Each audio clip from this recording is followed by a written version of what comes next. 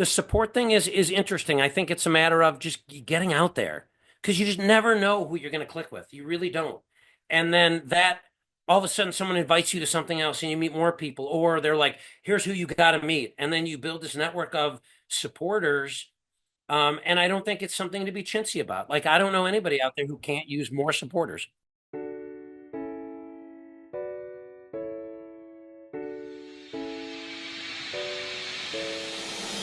Welcome to Give a Heck. I am your host, Dwight Heck, and for much of my life, lived my life in quiet desperation, wondering how I was going to pay the bills, take vacations, save for retirement, and one day wondering if I would get off the hamster wheel of life and have purpose. A life that most of society lives, which takes us to work, then home, then repeat, and pays us hopefully enough just to survive. The harsh truth that most live with more month than money and have no idea how to live life on purpose, not by accident. This ensures the mass majority are living not just financially broke, however emotionally and mentally as well due to financial pressures. In each episode, I will introduce you to thoughts, ideas, and guests that can help you to learn how you too can live life on purpose, not by accident. Good day, and welcome to Give a Heck. On today's show, I welcome Douglas Katz. Doug is a West Point graduate, disabled Army veteran, and adaptive product innovator on a mission to change lives in the kitchen. With an extensive career spanning the military, telecom, and lending, Doug has brought his problem-solving skills to a new frontier, adaptive technology. Inspired by his personal experiences as a disabled veteran and as a caretaker for an octogenarian, Doug set out to create the NULU knife, an adaptive kitchen tool designed to empower people of all abilities to cook safely and confidently. Doug leads a talented team of professionals, most of whom are veterans, as they work to make independence in the kitchen accessible to everyone, from seniors and veterans to anyone facing physical limitations. Join us as Doug shares his journey, the story behind NULU, and his passion for designing tools that support independence and dignity at every stage of life. I'd like to welcome you to the show, Doug. Thanks so much for agreeing to come on and share with us some of your life journey. Thanks very much, Dwight. I appreciate it. Yeah, I appreciate it too. For the listeners and viewers, hang on. You're going to enjoy this conversation. Our pre-conversation prior to hitting Oh, record it was was great. fantastic. If Doug and I live close, we become good friends. He's an amazing Absolutely. guy. You're going to love Absolutely. this. You're going to love this conversation. So, Doug, as I mentioned prior to recording, I like focusing on a person's origin story. It helps us relate, it helps us to connect to people. So, do me a favor, share what you feel comfortable with from your earliest recollections to where you are today. Sure. So, moved around, I guess a lot. Like I grew up in Ohio. I was born in Ohio, moved away from there when I was young to Grand Rapids. So I call Grand Rapids, specifically East Grand Rapids, the town I grew up in, I guess my hometown. Um, and it was a great place to grow up, right? And allowed me to sort of reinvent myself. Kind of going from middle school to high school, became a lot more athletic, like a lot of people do, got in shape and that kind of thing, and really connected with the military. It's funny, I was just working out in my gym in the basement, and Red Dawn came on, and I'm like, I was watching the original, not the crappy new one, and I was like, okay, like every once in a while I have these epiphanies, and really, when I was younger, that was, we just started to acknowledge some of the Vietnam stuff, right? So there's Platoon, and there was Full Metal Jacket and all those kind of movies, and that really drew me. That type of, one, service and purpose, but two, action and excitement. So I was fortunate enough to have a really, really good guidance counselor, and I joked that maybe it was a year that a lot of people weren't applying to West Point, but I got in, and really, I think that was the first kind of watershed in a lot of ways. It's a really transformative place. And I would be remiss if I didn't say, go Army, beat Navy. Tomorrow's the big game. Army's going to win, hopefully. But tomorrow's a big Army Navy game. But that was a place that, um, the reinvention in high school is one thing. Going there, it's a really good system at breaking you down, obviously, but then also empowering you. And the degree that I look back over that as a really seminal developmental component of who I am, it's a constant thing, and it really does. And I'm sure other service academy graduates would echo it. It really does bring out the best in you, right? It's almost like, and my West Point friends will appreciate it, it's like super soldier serum, right? Like it makes you the better you.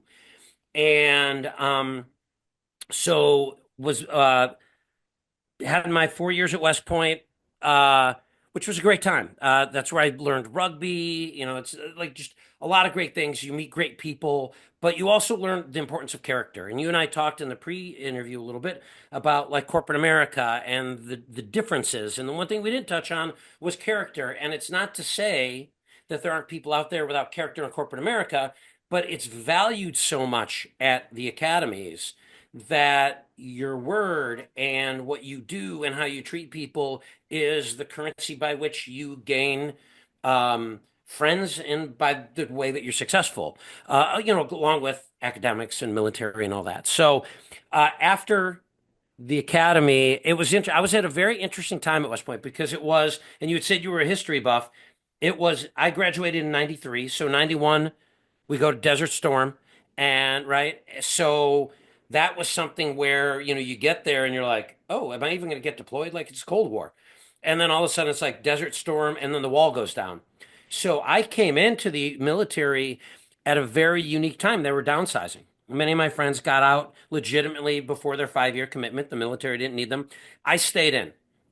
I I was living in Colorado. It was a great lifestyle. So I did my 5 years and got out and then moved back to Chicago with what I thought was the plan, right? Go into corporate America, do your thing, and just it's like all the recruiters said, hey, it's just like the military, but corporate, you'll make more money. They were right on the money side, they weren't really right on the other. So kind of wandered a little bit, did the rail industry for a while, which was actually really cool.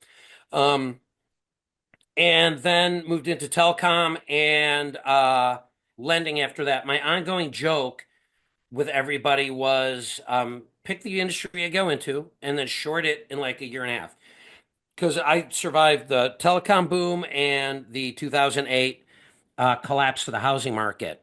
And through those times, I think it was really, you have kids and you develop and always had side hustles and, or was trying to get stuff off the ground. And then, eventually it's about 8 years ago, I had open heart surgery and that was congenital. I still have a bad valve, but I had a aneurysm that popped up. And although statistically, even though they were cracking my chest open and doing all that stuff, statistically, there's a small chance something can happen, but it's a chance something can happen. And I think that in many ways was another watershed, right? Getting married, kids and all that, for everybody, it's sort of a shared experience of gained responsibility and servant leadership to your family.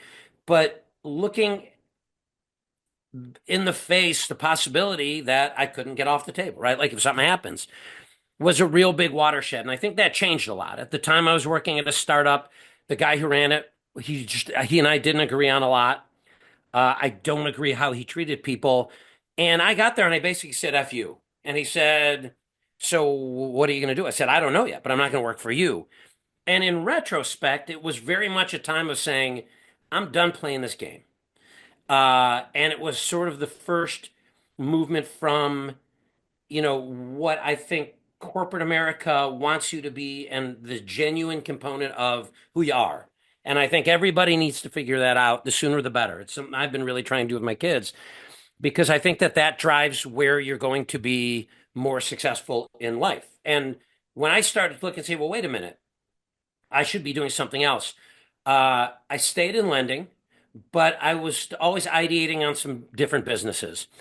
And none of them worked out, right? And it's funny, again, you and I were talking early on in the pre-conversation about understanding failure and really looking at it as a failure to meet your objectives, not a personal failure, and that you can learn from stuff. So I think I picked up a lot more from those um, experiences and failures than I thought I had. And then this came around, and I was lucky enough that the big change, we moved out of Oak Park where we lived in, which is close to the city. We were just ready to move. We wanted more space. And my father at that point had migrated to Illinois from Arizona, but he was in a facility and it wasn't going well. So we're like, the hell with it, we're going to move. And I ended up moving about an hour and a half north of the city, and lucked out because one of the things that was sort of I was like, I don't care what the house looks like, just give me a workshop. Because around that time, my wife had given me a gift of learning how to make knives. So I'm like, I really want a workshop. I really want to be able to start building stuff. And that was sort of it, right? That was the bolt of lightning. Because around that same time, I was having some major upper extremity issues. Um, I was living with an 88-year-old father, and I was looking and I was kind of like, okay, well, I can't really cook because my arm's killing me. I got my shoulder rebuilt about a year ago. I said, I can't really swing a hammer and make a traditional knife. So what can I do? I need something to do. And out of an old circular saw blade, because I tend to experiment with cheap steel, I created the first NULU. And really, that's been where my passion has been, where, discovering the opportunity to be innovative, entrepreneurial, impactful, and have fun. Like those were not mutually exclusive, but they rarely were in the same basket. So that's where it started, and I had a really there's a couple of other products that we're going to be bringing to market later that are different than the Nulu, as well as our roadmap for that. But it really got me on the path of saying I need to be creating things. I really like making things that make things better for other people.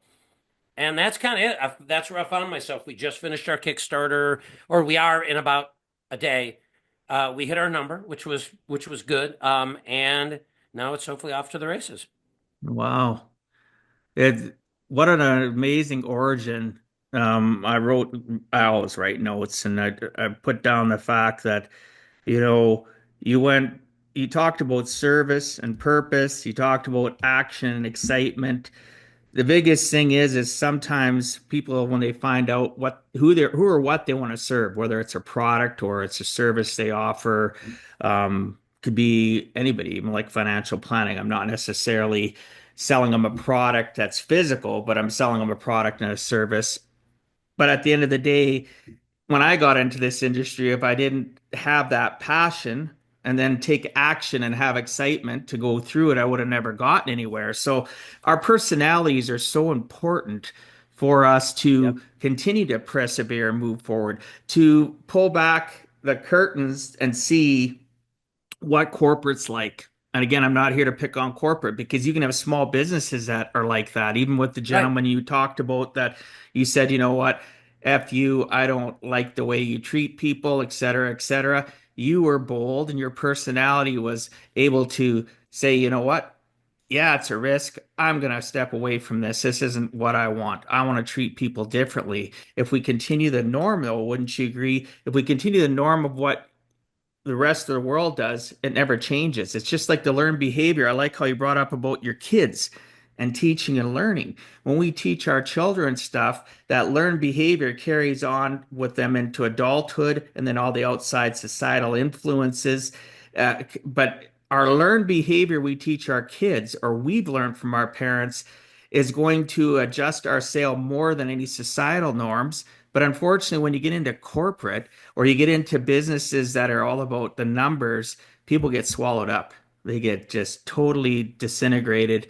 And I see it. They're automatons. They're going to work, go home, get paid. They're caught in a hamster wheel. They stop thinking. They're not as creative because it's all about, as we talked about in the pre-conversation, holding on to your job. And I wish I would have had it pulled up. I'd read something to you. I'll have to send it to you. And I literally say it at workshops that I do in front of small groups or big groups.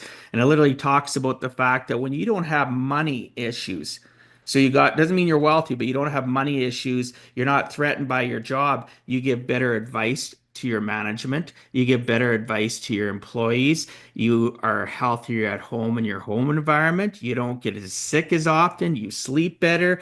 And people that are listening are probably going, well, that's all fine and dandy. How do I do it? Take a baby step. Reach out. Do some Yeah, you know, personal, take some personal development. Go on. and I think part of it is like honesty, like it's personal honesty, right? Like I had to get to the point of saying, I'm not a coat and tie guy. I'm not, I have tattoos. I like to swear. Like, I'm not, but, it's interesting. The epiphany that I came to one day was, and it makes me think about the guy who used to run T-Mobile. I think his name was John Laguerre. And he was a total iconoclast, right? And I look and I'm like, it's really interesting. You look at these companies, and many of them, unless it's financial services, right? Like, you're not going to see uh Citigroup or one of these big companies run by like a really, really kind of like a character. But all the other ones, you look at like who's being lionized now, like the Elon Musks and all these guys who are iconoclastic individual, really, really, whether you like them or hate them, they're really driving with their a genuine reflection of who they are. And I think to some degree, you're seeing that register more than it ever has. Like even in on the internet and things, people like people who they think are genuine. And it's interesting when you look at companies and everybody under the people in charge, like the top guy, are often tend to be a little bit more staid, kind of like old school company things where they got the guy in charge or gal in charge who's very uh sometimes bombastic, other things, right? They're ultimately very much themselves. And it's just an interesting switch that I never really picked up on when I was in corporate America. And again, maybe I look at say maybe I had it wrong. Maybe if I had said if I brought this energy to some of the other things I did and said the hell with it, if I lose this job, it was the wrong company. And some company will look and say, this is the kind of person we need. But instead, again, you fall into it's almost I'm a big movie guy. It's almost like Shawshank Redemption, right? Where they talk about someone being institutionalized. And you look at it, and for me, the interesting thing has been since I've left corporate America, my wife went into corporate America, and we'll talk about some of the things that she's going through at any given time. And you look and you're like, wow, like it is a common occurrence across all these things where you've got people either unhappy or all the way to despair, right? And they basically don't feel that there are options. Now, I think you're in Canada. Here, I think some different options and things like healthcare and other things would allow people to be more entrepreneurial. I think right now the system is kind of rigged against people because people are working for benefits. Their compensation is consistently getting, you know, whittled away either through cost of things going up or just they're not getting raises. And then they look and they say, well, geez, benefits are really expensive. And they get stuck in that jail of it's a benefits jail, right? Well, it's It's not a even place just really. benefits. It's wanting that 2 weeks paid vacation, 4 weeks paid vacation. They want simplicity in their lives and what they've learned or been taught when they were growing up, what they've seen around them with their uncles and aunts, their parents.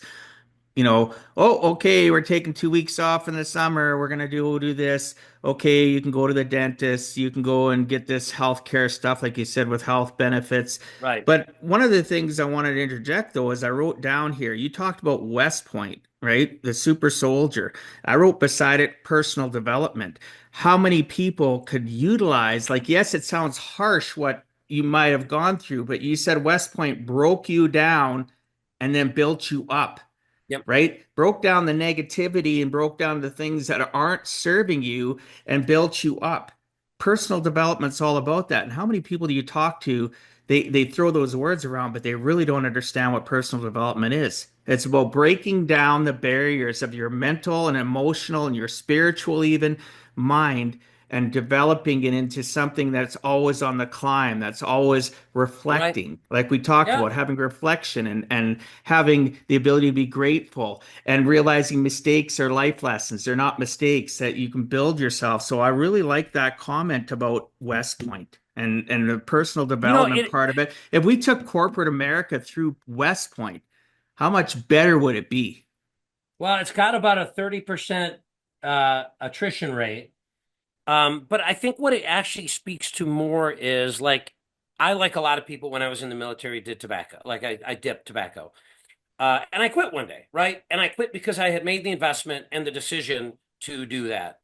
I think that the one advantage that the academies have is a sequestered student body, right? Like so you're there, and I say this jokingly because it's not, but like I remember they were describing like what they were doing to people at Abu Ghraib, and I'm like, God, it sounds like plebe year at the academy because when I went through, they could withhold food, they could withhold like basically they could use everything aside from hitting you with a stick to break you down. And that's changed a little bit, but you have to be committed. Like it has to be a goal that you've invested into to say, all this crap is worth it.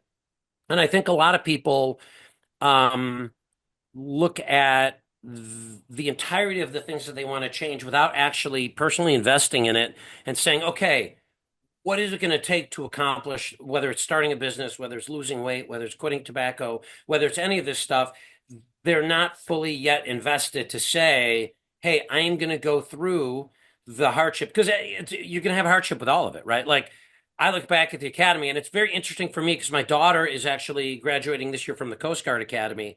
And I've been able to voyeuristically watch her, I shouldn't even say from a voyeur perspective, because we'll have a lot of talks about like leadership and stuff. And it's really interesting to see someone else go through it and go through the same steps. And it was high adventure during the time when like I'm like, she's gonna probably make it through, she'll be fine. And she would call, just a wreck. And then my wife would be a wreck. And I would be like, this is how it's working. The system's working. Like you're okay. So, but I do think more people should experience adversity under the right circumstances. So, like right before the podcast, my son walked in, just got back from college for the holidays, and he went through a big transformation. His junior year of high school, he played football. Never had played a down of football before, but that was his transformation. And, he was willing to put in the pain to say, okay, this is going to be what gets me in the right footing and in the right direction for what I want to accomplish. And I just don't know how many people embrace that, scope it to say, this is going to be uncomfortable, whether it's uncomfortable getting in front of people to present, or it's uncomfortable, with any kind of rejection. Like, boy, I've experienced more rejection as an entrepreneur than I ever have. But it's getting in the right mindset to say that's the price that you have to pay for development. And it's amazing how many people don't think that way. And I think having raised kids, my youngest is going to be 16 in May. Um, and you look at the push that there's been, and I think it's waning, but to remove adversity for these kids, make things easier so that But they it don't starts at get you, though. It starts what at the parents. In order to help does. our kids go through all this stuff. I'm hearing the same theme from you is that we have to be strong, resilient, and in order for our kids to observe and do like your daughter through, the Coast Guard, or even your son, they're seeing we have to lay down the path that they follow, including them seeing the good, bad, and the ugly, for them Yeah. to see on the outside that we can develop and change. So your kids have both you and your wife. They have the Right. yin and the yang. You're more grounded because of your experiences, but your experiences are still helping your children. They will till the day you pass away. Your Oh kids still yeah. come to you. My kids still come to me, even my 38-year-old, right, for advice. But it's because the foundation of their childhood was about Yep. development and growth. And that's what I'm saying you did for your children and still are doing. Yeah. Most people don't realize the foundation of growth in all of North America. Canada and the US are a lot alike. We may have differences between healthcare and stuff, but we're brothers and sisters. And at the end of the day, the family unit is where it has to start, the foundation, whether you're couples or you're a single parent, do the Oh yeah. walk if you want your children to do the walk. Oh, You know what I totally. mean? We have to take onus and responsibility for our Yeah. children, and you've done that. And your kids are thriving. They're going through their character building moments. You're still going through your character building moments. And one of the things I loved about it, communication. Like you said Totally. initially, you're a voyager of your daughter, but then you corrected yourself. Actually, you're really integrated. You Yeah. talk. So, congratulations. And those listening, it's the foundation of our family that's starting to erode in North America that is causing a lot of our problems because our kids come into the corporate world or just maybe a job at retail. Maybe they're fresh out of high school. They don't understand all the different nuances, the No. personality conflicts. They don't understand that some things that are said aren't directed at them. They aren't taught to be people watchers and understand body language and tonality. They're not taught that not everything's personal to you. Yeah. Sometimes Well, people are just venting. and they're not, and I've been trying to teach my kids to advocate, right? Like it's one of these things where I think because there was it's hard to put a finger on, right? I think that the world definitely has the pendulum swing one way and it will swing the other.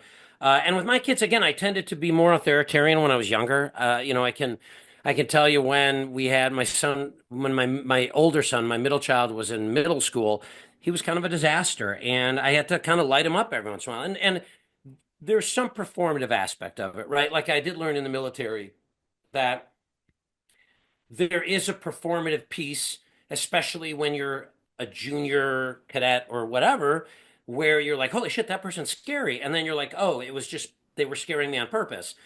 And I Yeah. think that's kind of the parenting path I've had, right? Where, I used to have to really light them up and then and at some point you got to look and say, listen, you're 14, you're going to leave the house, you can do whatever the hell you please.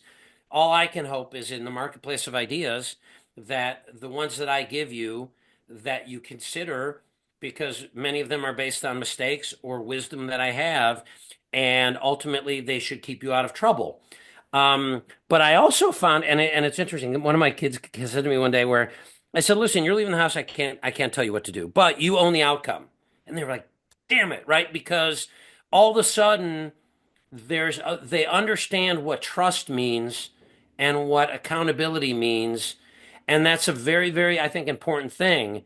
And it's so far served me well. I mean, they screw up like any kids, but I think when you're like, hey, you know what? Ultimately, if I give you something to push against by dictating, I always love these parents that are like, oh yeah, my kid wouldn't get away with that. I'm like, well, they are. They're just not doing it in front of you, right? Like They stop communicating with you, that's exactly right. right? So I think If you give them a hard A, B close, you're going to lose them, 100%, 100%, and I think it right? is.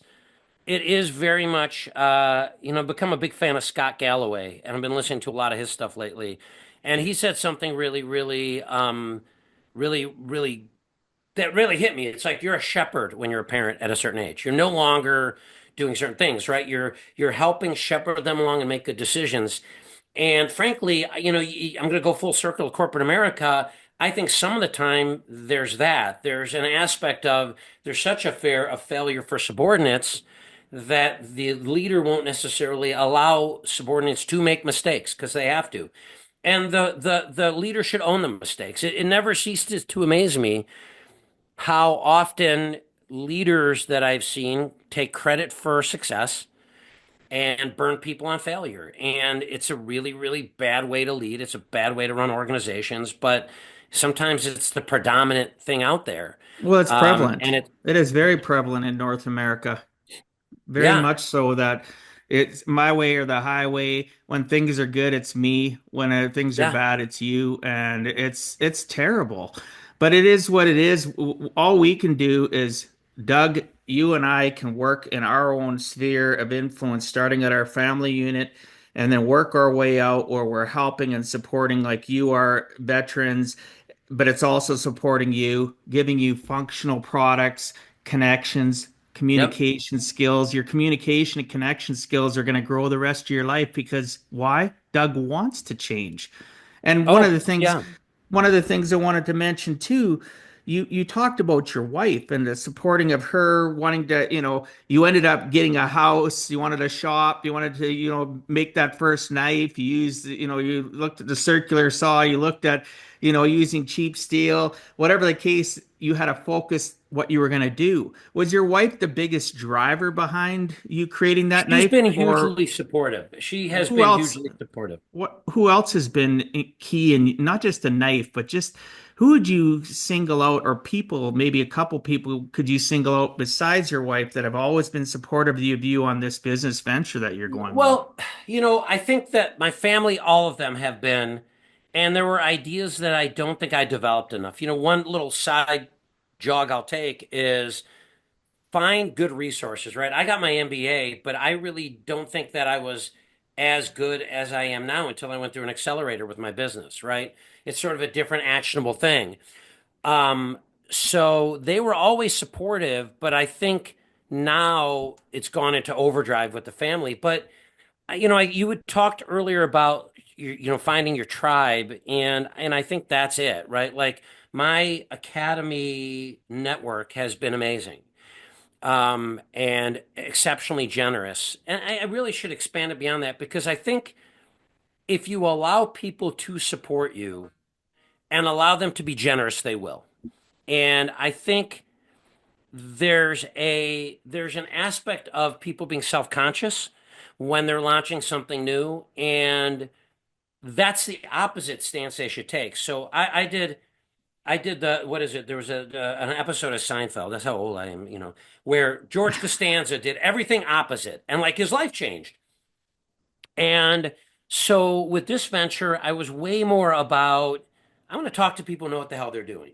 And I had people who gave me advice that that's crazy. They're going to steal your idea. No one's going to steal your idea. Like unless it's a really, really easy service, they can't recreate your passion, all the things that you have. So I found a lot of supporters in my network, but I didn't really look for that support. It was just sort of like, here's what I'm working on. I had a guy who called me out of nowhere, another West Point guy, who's like, I launched a couple of food companies. They did pretty well. I love what you're doing. Let's just chat. I maybe have some advice for you.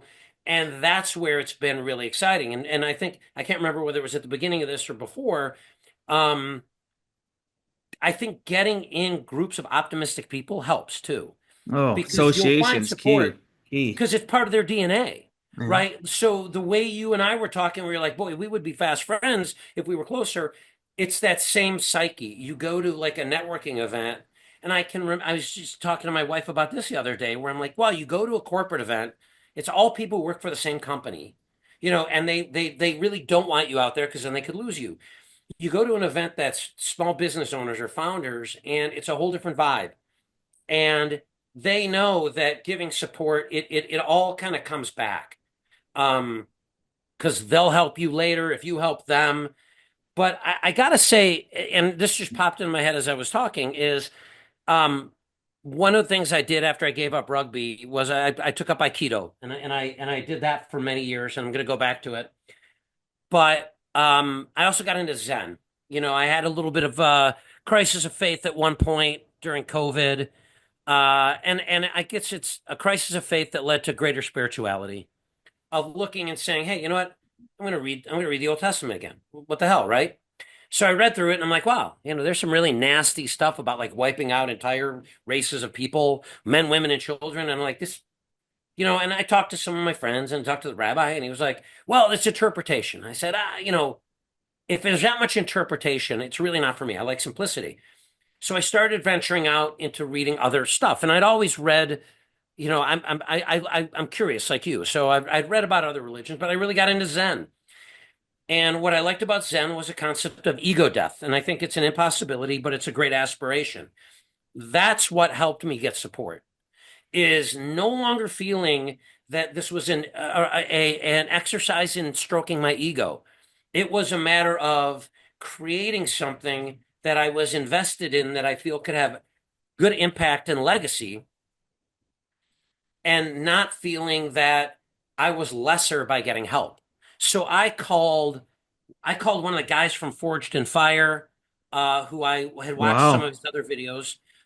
Super, super supportive guy. I even called some of the CEOs of big knife companies.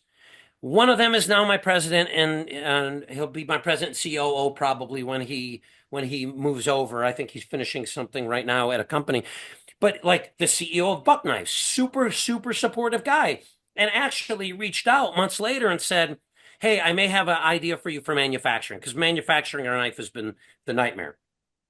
So I think it's not about who's going to support you. It's creating the landscape to where people can support you, where they know what you're doing, right? Like I look back at my other old businesses, there was a little bit of ambiguity in what my business model was, but there's no ambiguity in this. And people go, now I know how I can help you.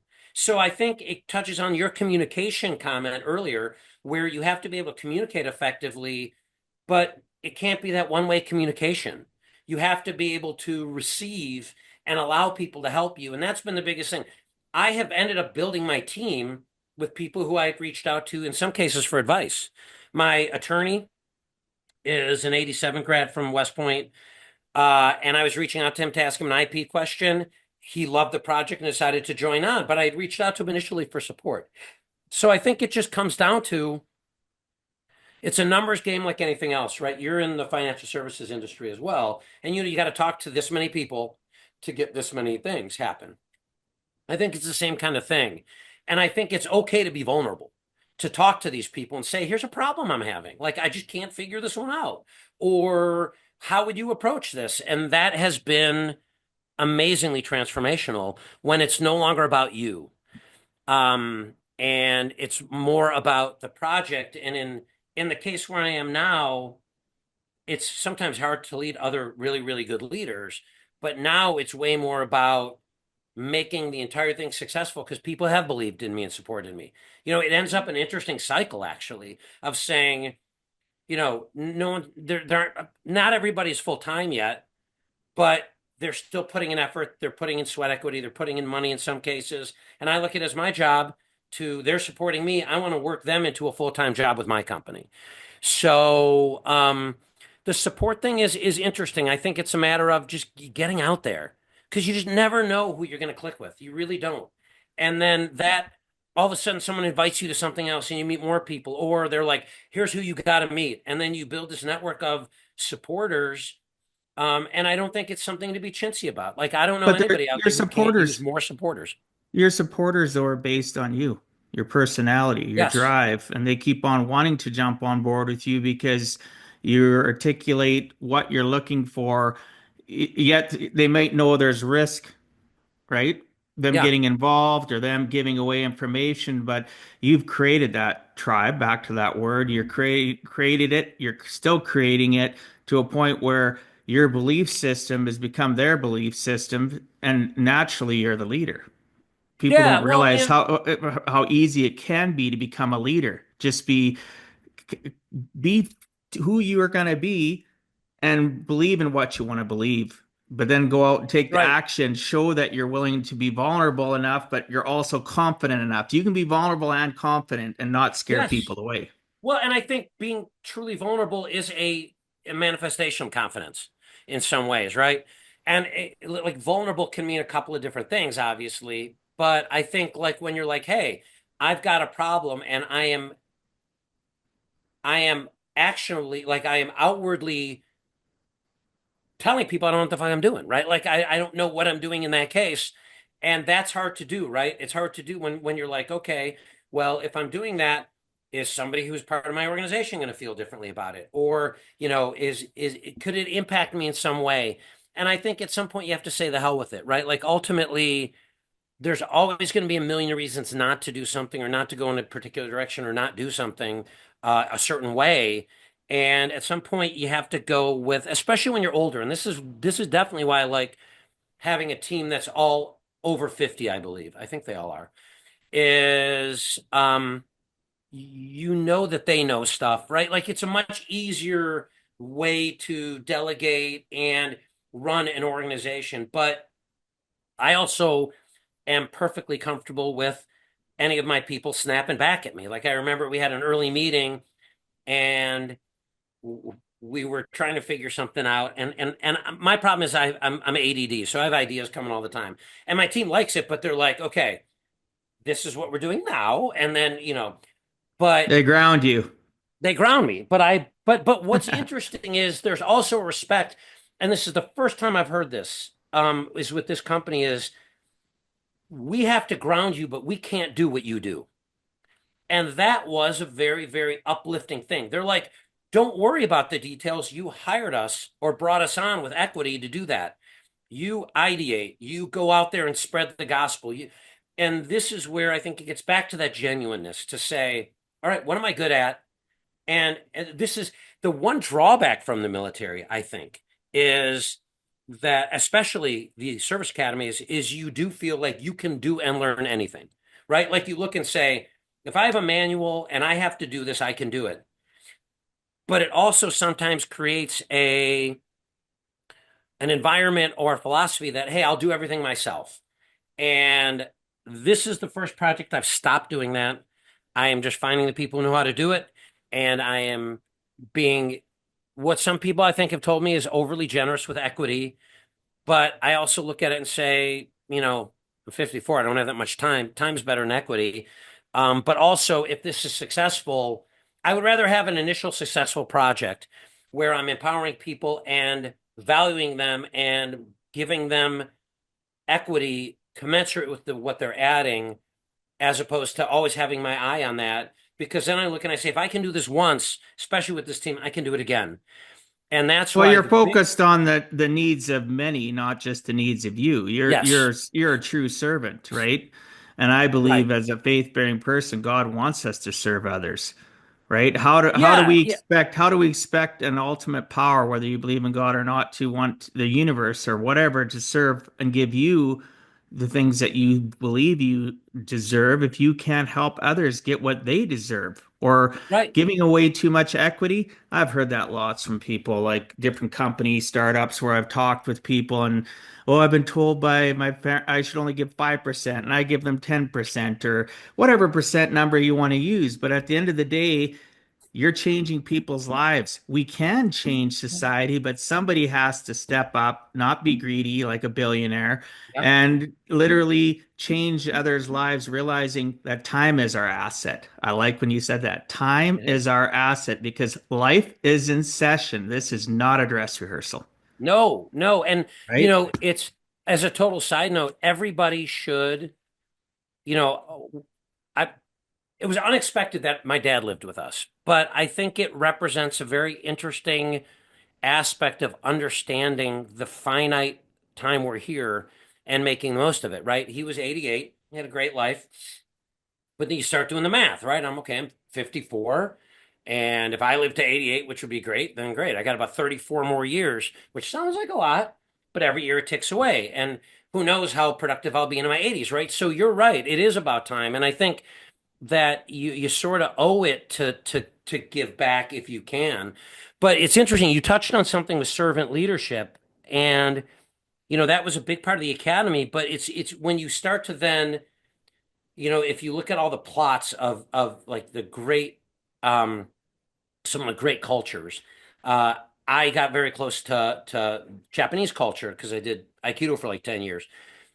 Uh, then you look at Bushido, right? And Bushido and the samurai. Samurai means servant, right? So you look at all of these things, and it was always either servant to a lord in some cases, but it was servitude to somebody else, and not necessarily, slavish servitude. It was being part of something bigger than yourself. And I think that I think a lot of that is being manifest today in what you're seeing politically, on both sides. But I think that it's really important to get beyond yourself to really, really feel like you're making a difference. And you can still be selfish, right? Like I don't think I think people tend to look and they're like, well, if I do that, then I'm never going to live for myself. No, I think if you do that, then it's easier to put aside time for yourself. Because you don't always feel like that you have other stakeholders. You can say, I'm going to go out in the garage for 3 hours and make a knife because I'm doing all this other stuff the rest of the time. And I think that people need to embrace that is, it's, I can tell you the best joy in the military, when I was in the military, was when your team did well. And you could say, no, well, it was Sergeant so and so. Or when you're able to call anybody out. And I know that was in corporate America, but not to the same degree. And I think that more people should understand that is that never take credit if you can as a leader. Because here's the thing, if you're not taking credit, everybody's already giving you credit. You just look like a douchebag when you're like, "Oh no, I did everything." But it's not true. It's there's no way to get there that way.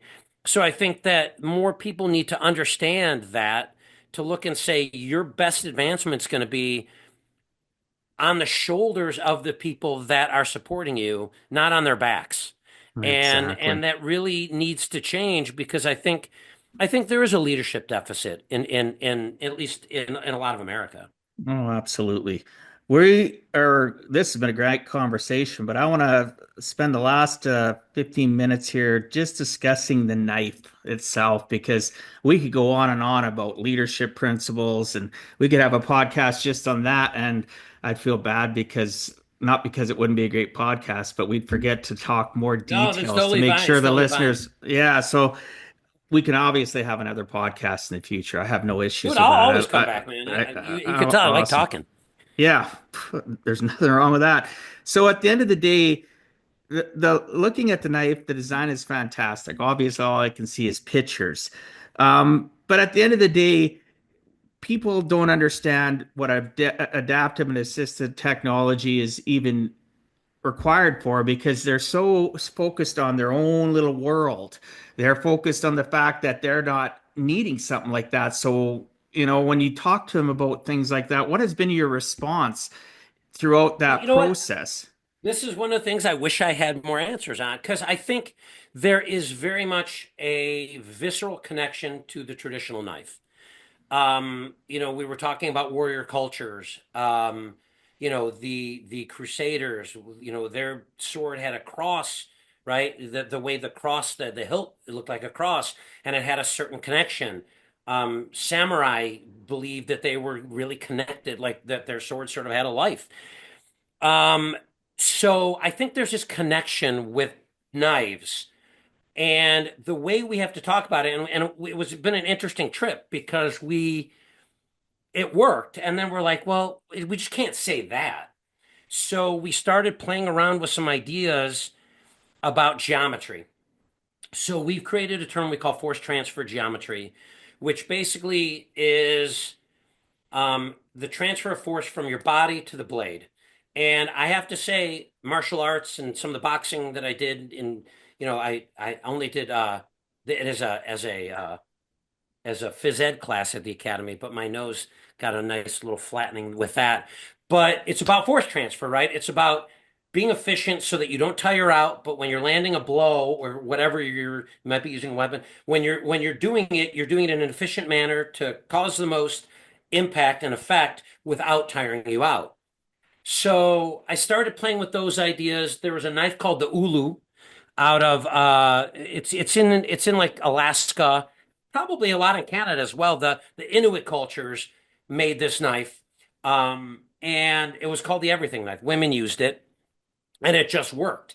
And we were like, well, we can just go on that. We really couldn't. So there's a white paper that I drew up on why does it really work? And it is a circular thinking, right? If you've got a regular knife, it's a line, it's a linear geometry, which means that if you're cutting something, it's putting force on your elbow, your wrist, your shoulder. You maybe have to saw. With our knife, with the NULU, basically it's direct transfer from here in your hand to the blade. And the way we've differentiated, and it's what our patent is based on, is we also added cutting surface. Because now, if you're thinking in terms of a circle, the best kind of knife you could have is optimization of an arc along that circle to where when you're gripping the handle, you've got all these radii along that surface where the user can then transfer force. We have a joke. We say, how do you Nulu? Because there's ways that I use it, but my daughter was home for Thanksgiving. She started using it a totally different way. And I was like, whoa. So um, we had to retrench, and we had to retrench on our market too, because we were looking and we're saying, okay, it works for people who are injured or who have a chronic issue. But is that really how we're defining the market? So we stopped and we looked back, and I think in the back of my mind it was subconscious military thinking, right? Because in the military you have task, condition, and standards. So if you're doing something that you're graded on, what was the task? What are the conditions that you do the task, and what are the standards, and your pass or fail? So I started thinking, and I'm like, okay, what we're really talking about here is performing a cutting task under whatever conditions, right? Whatever conditions your individual situation is, to a standard, cutting it to a certain level. And that's when we start to look and say, well, wait a minute. There's a confluence of symptomatic manifestations for MS, Parkinson's, arthritis. It could be grip strength, it could be tremors, it could be all sorts of things that impact it. So we defined the market that way. It's sort of like a sedimentary rock of like all these different conditions. But that's when we stopped and said, okay, well, then let's take it and apply it as a scale and not a binary definition of able or disabled. And if you then look and say, okay, an 8 to a 10 is you can do the task with very little pain or any other issue, but anything under an 8, you're somehow inhibited either through pain, discomfort, whatever. Well, that's then when I started looking at it saying, okay, then if you make the task standard, you could argue that elderly, seniors, and kids are by definition for cutting tasks in the kitchen disabled. They cannot use a knife the way an adult person in the kitchen could. So where we want to get with the adaptive is, hey, you have a need, and that need can be met by this. So you could otherwise maybe not prepare food, or you decide not to because the pain is too much. Then there's this point where it can there's that need part. Then there's like this one band, and I'm trying to think of the best word to put it, where you're sort of evolving from need or from benefit to need, right? So, and then beneath that, you've got a group that would just benefit from it, right? That won't get repetitive stress injuries, that won't get all the things that are problematic from using a regular knife. So we think of adaptive, assistive, adjacent.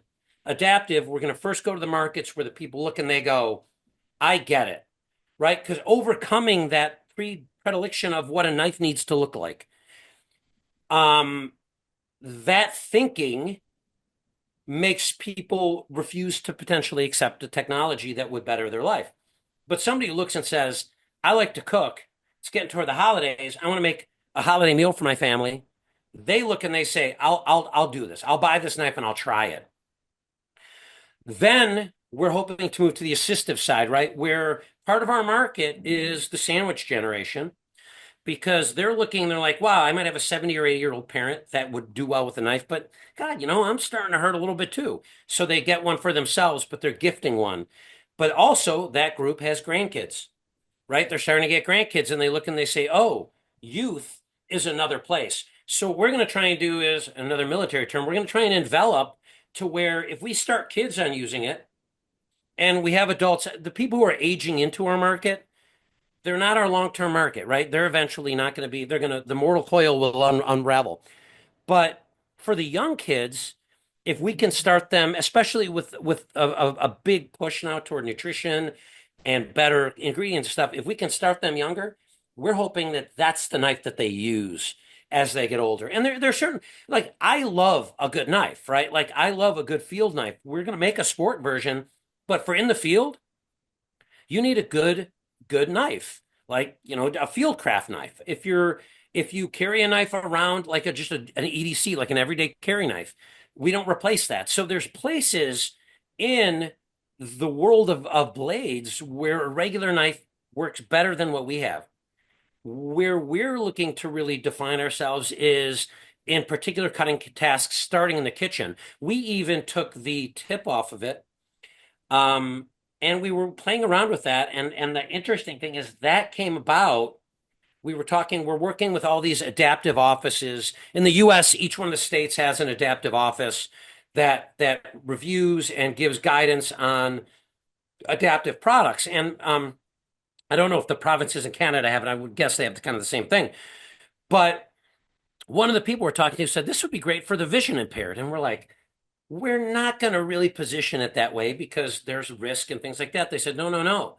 They said the control provides a good way where they know exactly where the cutting is, and the lack of a tip makes it a lot safer, right? Because Oh, absolutely. so it's been an interesting evolution, but that's where we've now elevated the business to wanting to start a venture studio where NULU is a product and we can roll out other products in a market that I think is being very, very very much ignored.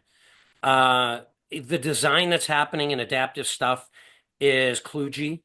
They'll take a normal knife and they'll just put an ergonomic handle on it. And it's like, well, are you really solving the problem?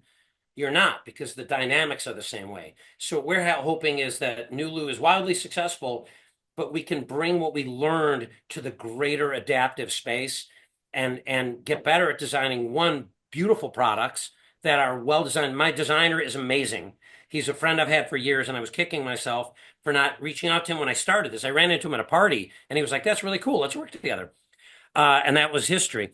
But Awesome. really That's nicely great. designed products that people want to use that are for the adaptive space. I think it's great though that, and then we're gonna get close to wrapping this up. I think it's great though that you're focusing because my mindset as you were talking was thinking, what about the kids? What about preventing stuff before they get to that Yeah. challenge? What about having healthy, but it's like that in everything. We won't get too deep into the rabbit hole with that conversation about ergonomics, even working on a computer, even standing enough, sitting too long, right?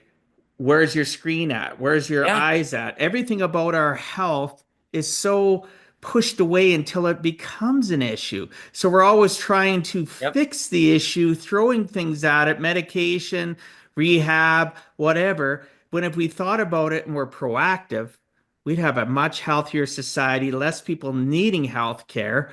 You know what I mean? It's Yes. just, I just love that. Well, I that's want been to a big finish. part of our push in the senior market is aging in place. Yeah. Um, And I what? focus on that all the time, keeping people at home. My parents are alive. They're 83.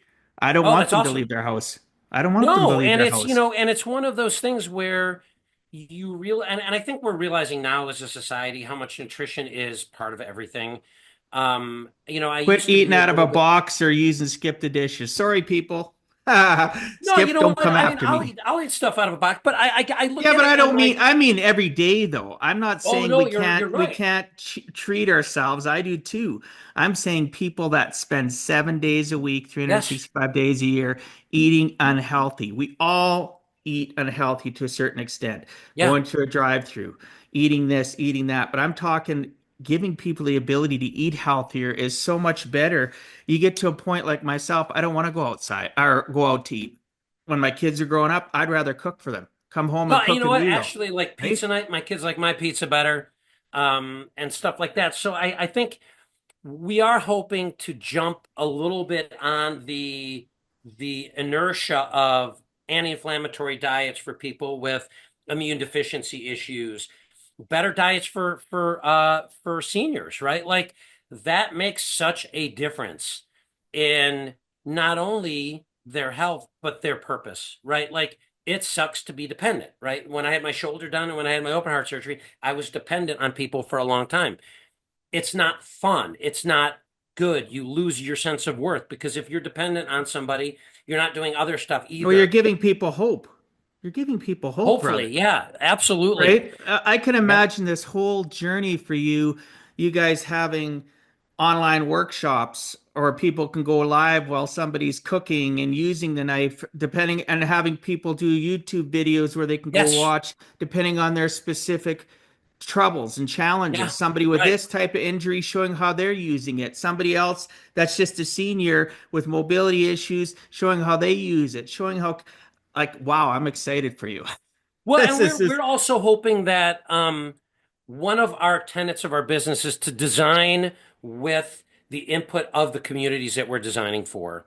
So what we're hoping is we're going to market like anyone else, single product, but we foresee different handle variations, right? Because if you've got, so for me, My biggest issue, I have a boxer's fracture here from just a stupid thing I did. I got mad. I was fixing the refrigerator and I punched it. So that was bad. So I have a boxer's fracture, which creates a lot of arthritis.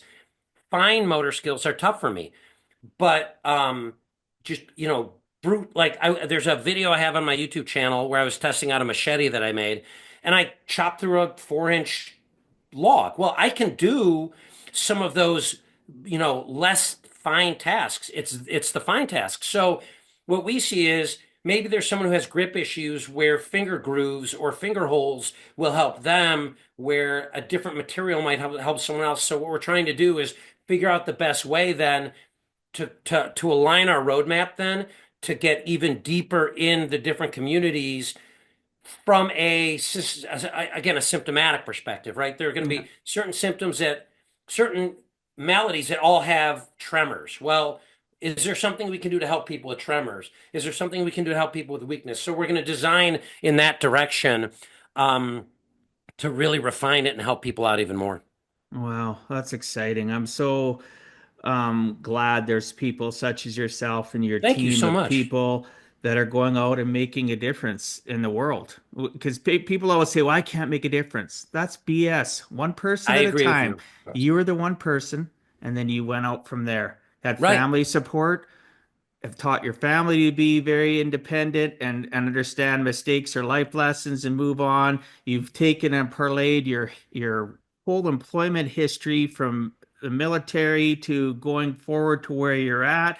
And it's always about serving others. Yes, you've had some challenges, punched a fridge, whatever. We all we all do things that we're I not wish that was my only one. That was one necessarily where proud of. I went to the hospital, right? And of course I had nothing to hide, but I was like, and I caught it right on the hinge, like the worst place you could hit it. And I got to the hospital and they're like, "So, how did you hurt yourself?" And I didn't even think anything of it. And I was like, you know what? I was trying to fix the refrigerator and I just got pissed and they're like, well, because people, I guess, like people beat their wives or whatever, they'll go and they'll have that same fracture. And I was like, wow, I'm glad I was honest, right? Because they're like, if all of a sudden you're like, well, it was nothing, then they start asking questions. Or if you say you fell because there's no way the only way that could have happened is like punching something. I'm like, yeah, I'm a dumbass. I punched my refrigerator and shattered it. Like it was gone. But that was not one of my military disabilities, but it definitely speaks to everybody's got stuff wrong with them. Yeah, but And you're what we're hoping is courageous. that they You're start to embrace courageous the stuff. because you're courageous because you're willing to be honest. Yeah. And Yeah. you're not too worried about what others are going to say to you. It may affect you, but you're like, "Hey, I was a Dude, DA. I was a once the DA tat for a while." once the tattoos went below the elbow, I stopped caring what people think. Right. So I was like, at that point, I'm done. I'm done caring.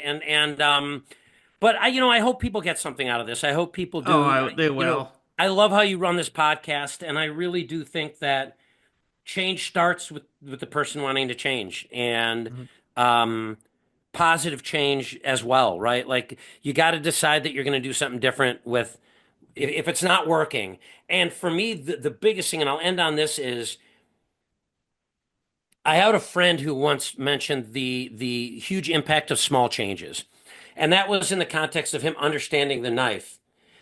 But I'm looking at this now for me, and I'm saying one for young people, and I'm trying to instill some of my kids save money so that you have options. But the degree that moving out of industries that I don't like and organizations that I didn't like, and now being in something that creates happiness, I've lost weight. I'll go to things with friends I haven't seen in a while. They're like, "Holy shit, man, you were so happy! Like you were in such a good place." And I'm like, "It's amazing when you get out of toxic environments." And I think if somebody can't make the change now, try and make your environment a little less toxic, and do what you can to start to build the muscle memory so that when you can move, you're not running from something. You're going to that opportunity that's going to value you as that genuine person. And I don't think there's enough out there, right? Because corporate America's whole goal is to keep you there for the least amount of money, right? So ultimately, people got to own it. And it's great that you're a coach, that you do that and that you help people, because I know you mentioned that earlier. I lucked out. My chief marketing officer moonlights as a corporate coach, so she keeps me in line. She was Sweet. she was like, I'm a coach, right? So I'm going to be giving you some advice. And I was like, oh, take it, no problem. The worst person is somebody that closes their ears. Oh, Listen more than you 100%. talk, right? So 100%. Doug, if you had to give our listeners one last closing message, what would you tell them in regards to giving a heck and never giving up? Um, yeah, I guess continuing the thought that I was talking about, right? Like ultimately, you've got limited time on Earth, and understanding that working toward retirement, in my opinion, is sort of like a slide toward, accepting a lack of relevance and impact. I mean, you can volunteer and do things like that. So make the most out of the time.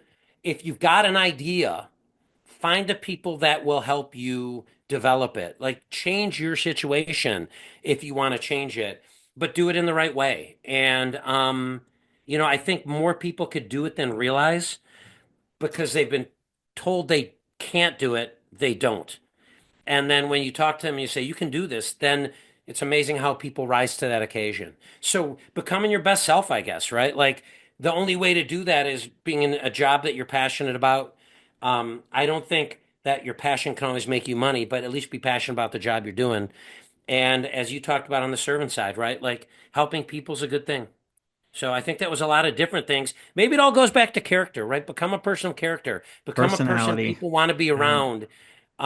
But don't do it at the expense of who you are. People, you'll find the people who want to be around you. Well, what a great ending message. I appreciate that. So, time is up. I want to respect our listeners and your time. Thank What's you the so best much.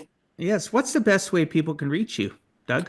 I am on LinkedIn, and on LinkedIn is kind of a broader bio. I do some writing, so there's some articles, white papers, appearances on podcasts like this. They can always go to nuluknives.com. There's not much there right now because we've been focused on the Kickstarter, but we're really focused on social media. So that anything Nulu Knives or me, they can find me on Facebook, LinkedIn, Instagram.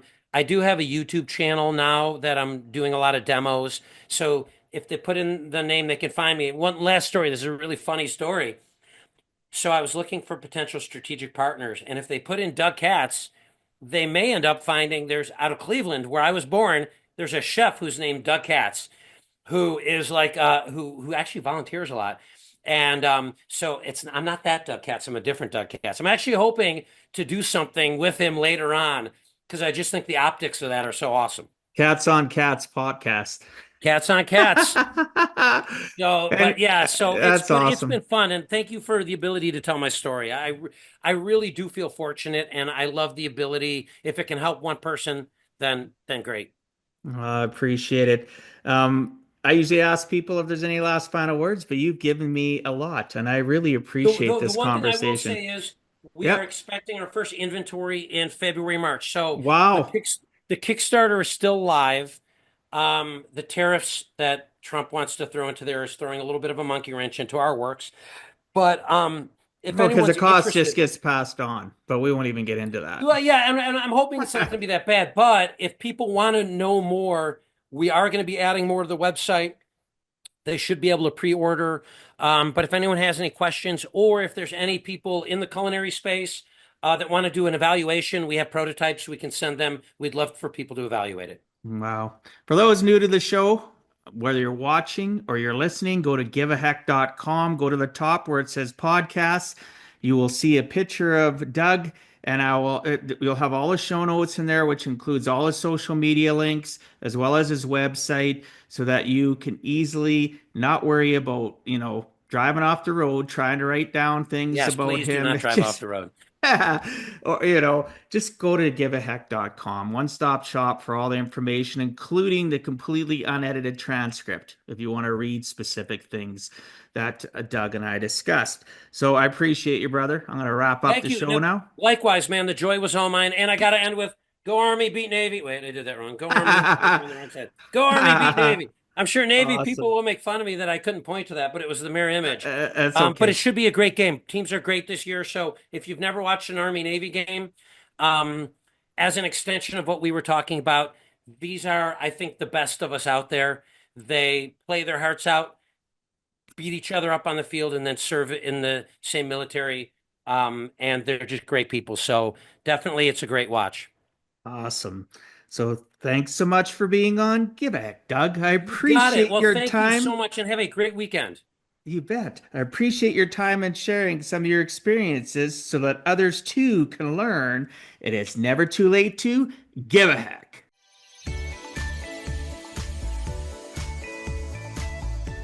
Thank you for taking time out of your day and listening to Give a Heck. If you find value, I'd appreciate you sharing with your friends and family so they too can learn how to live life on purpose, not by accident. So you do not miss the next episode, please subscribe on your favorite podcast platform and please also post a review. I look forward to reading your comments. This has been Dwight Heck. If you want to check out other podcast episodes or today's show notes, please check out my website, giveaheck.com. And until next time, together let us all strive to give a heck.